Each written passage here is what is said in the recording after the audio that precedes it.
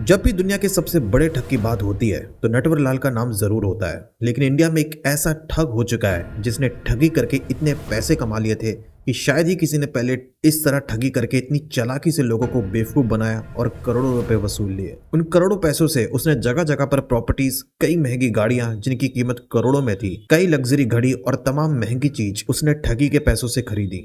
तो कैसे एक शख्स ने इतनी चालाकी से लोगों को बेवकूफ बनाकर करोड़ों पैसे वसूल लिए। सुकेश चंद्रशेखर बेंगलोर में रहने वाला शख्स था। काफी डिग्री थी उसके पास, पढ़ाई में काफी अच्छा था और दिमाग काफी चालाक।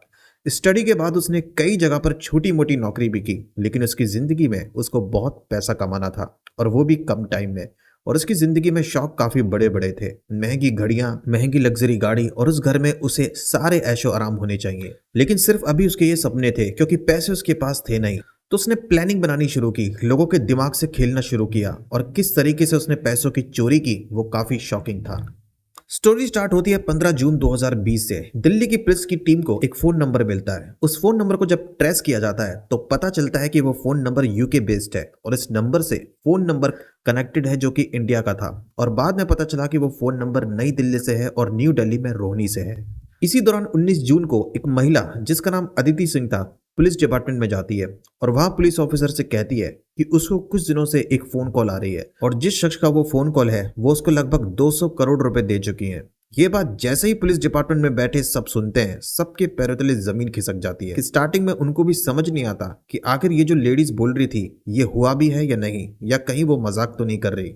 तो फिर उससे पूछा जाता है कि मामला है क्या, और फिर वो उनके एक फोन नंबर देती है और ये वही नंबर था जो कुछ वक्त पहले पुलिस डिपार्टमेंट को मिला था। उसके बाद जब उस नंबर को ट्रेस किया गया तो पता चला कि वो नंबर न्यू दिल्ली से रोहिणी से है।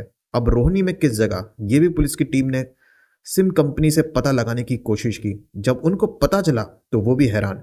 उस नंबर का जो लोकेशन था वो तिहाड़ जेल के अंदर से था, यानी तिहाड़ जेल के अंदर से इस फोन कॉल को ऑपरेट किया जा रहा था। हालांकि जेल के अंदर फोन अलाउड नहीं होता, लेकिन ये सिर्फ रूल बनाए गए हैं। लेकिन शायद हर कैदी इन रूल को फॉलो नहीं करता और जेल में कुछ कैदी होते हैं जिनके पास मोबाइल फोन होता है और टाइम टाइम पर वो बिना इजाजत के फोन कॉल यूज करते हैं। तो पुलिस की टीम को पता चला कि वो फोन नंबर तिहाड़ जेल के अंदर एक्टिव था। तो जिस महिला ने पुलिस डिपार्टमेंट में आकर बताया था कि एक शख्स जो उनको कई दिनों से फोन कर रहा है और उसने उनको 2 करोड़ रुपए भी दे दिए हैं, सबसे पहले उसकी रिपोर्ट लिखी जाती है और उसके बाद इस केस की इन्वेस्टिगेशन स्टार्ट होती है।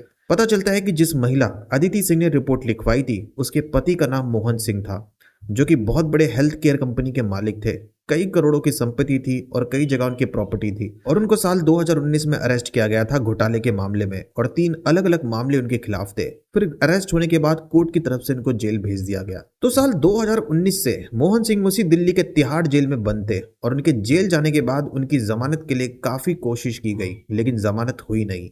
लगभग 1 साल बीत चुका था। तो 15 जून साल 2020 पहली बार अदिति सिंह को एक फोन कॉल आता है और वो फोन कॉल एक अननोन नंबर था। उस फोन कॉल पर एक शख्स बताता है कि वो मिनिस्ट्री ऑफ लॉ से बात कर रहा है और उनको पता चला है कि उनके पति मोहन सिंह का केस कोर्ट में चल रहा है और उनके खिलाफ अलग अलग केसेस है। उस वक्त अभी भी वो जेल में है और उसने कहा कि उनको ये भी पता है कि अदिति सिंह ने उनके जमानत के लिए अप्लाई किया है और काफी कोशिश की है, लेकिन जमानत हुई नहीं। फिर वो शख्स अदिति सिंह से कहता है कि वो कहां पर उधर उधर भटक रही है, क्योंकि उसके पति Mohan Singh health care company में है और उस टाइम कोविड-19 चल रहा था। तो उसने कहा देश में लॉकडाउन है तो गवर्नमेंट ने डिसाइड किया है कि कोविड-19 की कमेटी बनाई जा रही है और कमेटी में उसके पति मोहन सिंह भी शामिल हो, क्योंकि वो पहले हेल्थ केयर कंपनी में थे और उनका बहुत बड़ा रोल था और भारत सरकार बड़े प्रोजेक्ट पर उनके साथ काम करना चाहती है। लेकिन उससे पहले उनको इस कानूनी झमेले से बाहर करना होगा, कोशिश करनी होगी कि उनको बेल मिले जिससे वो बाहर निकले और फिर उनके साथ काम शुरू किया जा सके। उसके बाद वो अदिति सिंह को एक फोन नंबर देते हैं और उनसे कहते हैं कि आपको जब भी इस फोन नंबर से कॉल आए तो आप उनसे बात कीजिए, उनको फॉलो कीजिए ताकि टाइम टाइम पर अपडेट उनको मिलता रहे। अब अदिति सिंह को भी लगता है कि हाँ, इंडियन गवर्नमेंट कोविड-19 के दौरान कमेटी बनाई जा रही है जिसमें मोहन सिंह को भी शामिल करना है और सब कुछ गवर्नमेंट के अकॉर्डिंग हो रहा है। उसके बाद अदिति को अगले दिन फोन कॉल आता है एक लैंडलाइन नंबर से और जब अदिति ने उस फोन नंबर को चेक किया एप्लीकेशन से तो उसमें मिनिस्ट्री ऑफ होम अफेयर्स था और फोन पर बात कर रहे शख्स ने भी कहा था कि ये फोन होम मिनिस्ट्री से किया गया है और वो उसके फोन कॉल को स्पीकर पर रख रहे हैं ताकि बाकी जो मंत्री हैं वो सब उनकी बात को सुन सके और गवर्नमेंट सीरियस है और उसके पति को जेल से बाहर निकालने की कोशिश में है ताकि वो कमेटी में शामिल हो पाए। उसके अगले दिन एक और फोन कॉल आता है और जब अदिति इस फोन नंबर को दोबारा ऐप में चेक करती है तो पता चलता है कि ये फोन कॉल पीएम ऑफिस के सेक्रेटरी द्वारा किया गया था। तो पहले फोन कॉल किया गया था होम ऑफ मिनिस्ट्री अफेयर से और अब पीएम ऑफिस से फोन किया जा रहा है। तो अब अदिति को भी लगता है कि हाँ, कोशिश की जा रही है और फिर उन लोगों ने फोन पर यह भी बताया कि जल्द से जल्द उनके पति को जेल से बाहर निकाल लिया जाएगा। कुछ टाइम के बाद दोबारा अदिति को एक फोन कॉल आता है और उसमें कहा जाता है कि गवर्नमेंट अपनी तरफ से कोशिश कर रही है उनके पति को जेल से बाहर निकालने की, लेकिन अब गवर्नमेंट को पार्टी फंड के लिए 20 करोड़ रुपए चाहिए। तो वो उनको 20 करोड़ रुपए भेजे और ये पैसे या तो वो दुबई से भेजें या हांगकांग से भेजें। अदिति सिंह को भरोसा, वो ऑलरेडी जीत चुके थे। अदिति सिंह को लगा कि हाँ, उनके पति बाहर आ जाएंगे और उसके बाद हांगकांग से अदिति जो पैसे उनके पास थे और कुछ दोस्तों से उसने पैसे लिए और वो 20 करोड़ रुपए सेंड कर देती है। तो पहली किस्त में 20 करोड़ रुपए भेज दिए जाते हैं। अब उसके बाद दोबारा अदिति सिंह को एक फोन कॉल आता है और फिर फोन पर एक शख्स कहता है कि देश में चुनाव चल रहा है अलग अलग स्टेट में और उसका बजट है, तो चुनाव के नाम पर दोबारा उनसे पैसे मांगे जाते हैं। अदिति सिंह पैसे भेज देती है। उसके बाद 30 अलग अलग बार 30 किस्तों में एक फोन कॉल के जरिए अदिति सिंह से लगभग 200 करोड़ रुपए वसूल लिए जाते हैं। उसके बाद टाइम थोड़ा और बीतता है और जब अदिति सिंह से 200 करोड़ रुपए लिए जा चुके थे और वहां उनके पति जेल से बाहर भी नहीं निकले, तो फिर उनको डाउट होता है और जब दोबारा उनके नंबर पर फोन कॉल आता है तब अदिति पूछती है कि अब तो उन्होंने पैसे भी दे दिए हैं, टाइम भी काफी बीत गया है, तो अभी तक उनके पति बाहर क्यों नहीं निकले। वो बताते हैं कि ऑलरेडी बड़े बड़े बिजनेसमैन जेल में बंद है और उनके बेल के लिए भी कोशिश की जा रही है, तो उनकी बेल होने में इसलिए काफी टाइम लग रहा है। तो फिक्र ना करें और जो उनसे बोला जा रहा है टाइम टाइम पर वो पैसे देती रहे। तो ये सारी बातें अदिति सिंह ने पुलिस डिपार्टमेंट को बताई। उसके बाद क्योंकि ये मामला चीटिंग का था, फ्रॉड का था, कई करोड़ों का लेन देन हुआ था, इसलिए दिल्ली पुलिस ने ईओडब्ल्यू को ये केस हैंडल करने के लिए कहा। फिर उन्होंने आगे की इन्वेस्टिगेशन की। उसके बाद अदिति सिंह से दोबारा पूछताछ की जाती है। पता चलता है कि जब उनसे पैसे लिए जाते थे तब एक शख्स बड़ी सी गाड़ी में आता था और इस गाड़ी में ऑलरेडी एक लेडी भी बैठी होती थी। हालांकि कभी वो उस गाड़ी से बाहर नहीं निकली और दिल्ली में 4 लोकेशन थी जब उन लोकेशन से 30 अलग अलग बार पैसे दिए गए थे और अब तक वो 200 करोड़ रुपए दे चुकी थी। तो सबसे पहले उस टाइम शहर में जितने भी पहले ठगी के दौरान लोगों से पैसे ठगे गए थे, जिन केस में पुलिस उन तक पहुंच गई थी, उन सभी क्रिमिनल से पूछताछ की जाती है, उनके रिकॉर्ड्स को चेक किया जाता है, लेकिन पुलिस को उन सभी के खिलाफ कोई सबूत नहीं मिलता कि किसी का इस केस में रोल हो।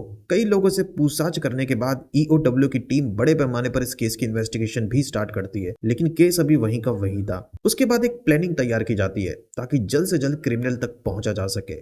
कई ऑफिसर्स अदिति से कहते हैं कि ठीक है, अब अगली बार जब आपके नंबर पर फोन कॉल आए तो आप उनको पैसे देने से मना मत कीजिए और उसके बाद जो भी लोकेशन वो बताएं पैसे लेकर आप वहां पहुंच जाओ ताकि वहीं पर उनको रंगे हाथ पकड़ा जा सके। इत्तेफाक से दोबारा फोन कॉल आता है और अदिति सिंह से पैसों की डिमांड की जाती है और 10 करोड़ रुपए उनसे कहा जाता है कि वो इतने पैसे उनको दे दे।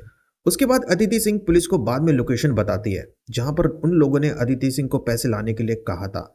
पहले अदिति वहां जाती है, उसके बाद ईओडब्ल्यू के ऑफिसर और पुलिस की टीम वहां पहुंचती है। उससे कुछ ही दूरी पर बैठकर नजर रखी जाती है। उनके जाने के थोड़ी देर में एक गाड़ी वहां पहुंचती है, उसमें से एक शख्स बाहर निकलता है। वो अदिति से एक बैग लेता है जिसमें पैसे थे।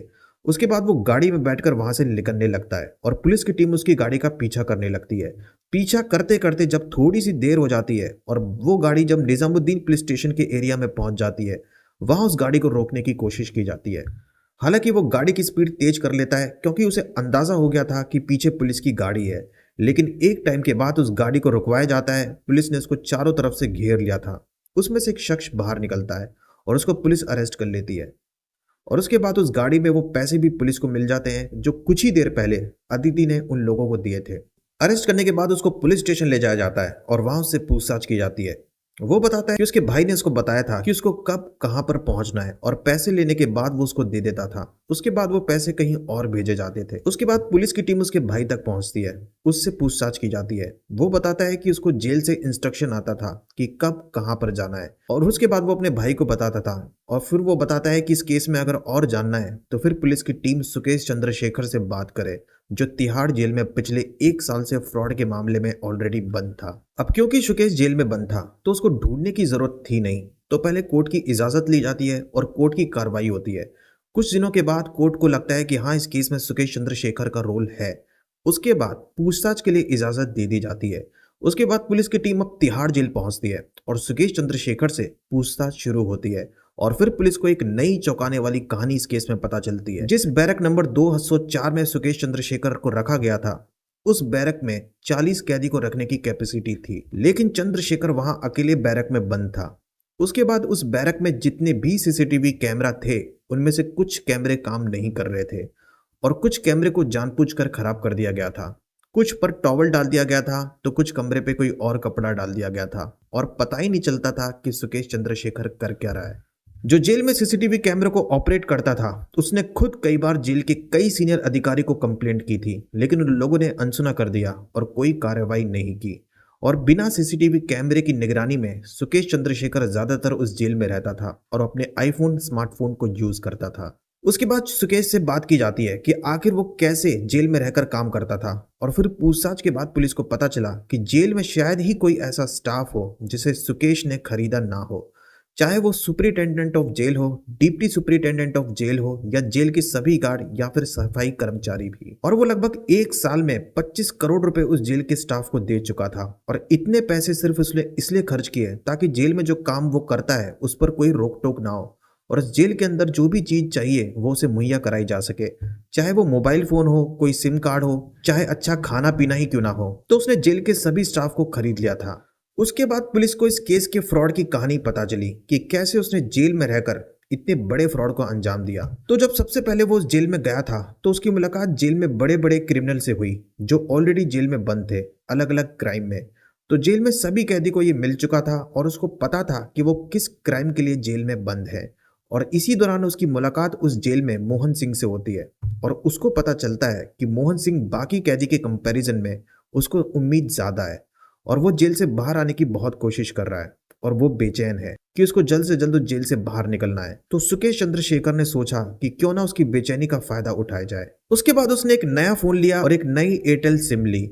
उसके बाद उसमें एक एप्लीकेशन डाउनलोड करके उसने ऐसा किया कि जब भी उस नंबर से किसी को कॉल किया जाता तो उसको ऐसा ही लगे कि वो फोन मिनिस्ट्री ऑफ लॉस से किया गया है या पीएमओ ऑफिस से किया गया है। उसके बाद उसने जेल स्टाफ से मोहन सिंह के केस के सारे डॉक्यूमेंट मंगवाए और उसके बाद उसको मोहन सिंह के एड्रेस, उसकी पत्नी का नाम, उसकी फैमिली में कितने लोग हैं, उसकी बीवी कौन सा फोन नंबर यूज करती है उसको पता चलता है। और उसके बाद सुकेश चंद्रशेखर इस जेल से मोहन सिंह की बीवी को फोन कॉल करता है और खुद को मिनिस्ट्री ऑफ लॉ सिक्योरिटी बताकर बात करने का नाटक करता है। और उसके बाद जेल से जमानत और कोविड-19 कमेटी में शामिल होने के नाम पर उसने 30 किस्त में 200 करोड़ रुपए उससे वसूल लिए और उन्हीं पैसों में उसने 25 से 30 करोड़ रुपए उस जेल में सभी स्टाफ को दे दिए ताकि उसके काम में कोई रोक टोक ना हो और जेल में बैठकर उसका फ्रॉड का काम चलता रहे। पुलिस ने जब उसकी केस फाइल को चेक किया तो पता चला कि उसने एक बार कैनरा बैंक को भी 19 करोड़ रुपए का चूना लगवाया था और मुंबई में कई लोगों के उसने करोड़ों रुपए वसूले थे और ठगी से उसने इतने पैसे कमा लिए थे कि वो उसको अलग अलग शहर, बैंगलोर, मुंबई और बाकी जो उसके लोग मौजूद थे उनको वो देता रहता था